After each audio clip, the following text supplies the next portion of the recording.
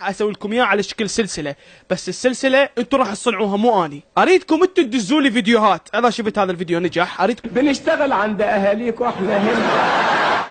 اي واحد اصلع يعجبني، يشدني، يلفت انتباهي من جد. طبعا شلون هالقرعيه مالتي اصليه؟ والله للسيطرات من تفوت يمهم بالسياره يقول لك شرط اساسي لازم تنزل الجامع. قد يوم من الايام فتت من يمهم بالسياره نسيت انزل الجامع، كان يوقفني بالسيطره، وقف ما ادري شنو هذا. قلت له ها خير شكو؟ كان يقول لي ليش ما منزل الجامع؟ قلت له ليش انزل الجامع؟ انت ما نزلتها يعني ما احترمتني. قلت له ها يعني احترامك بالجامع؟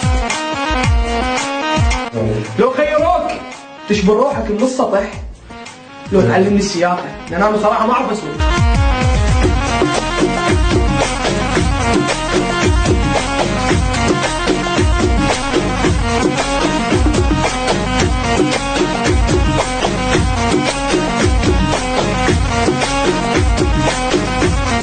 من العادات السيئة التي تؤدي بحياة الناس التدخين. تلك الآفة التي يعرف معظم المدخنين أنها السبب الرئيسي للإصابة بسرطان الرئة والوفاة. هاي على عنادكم.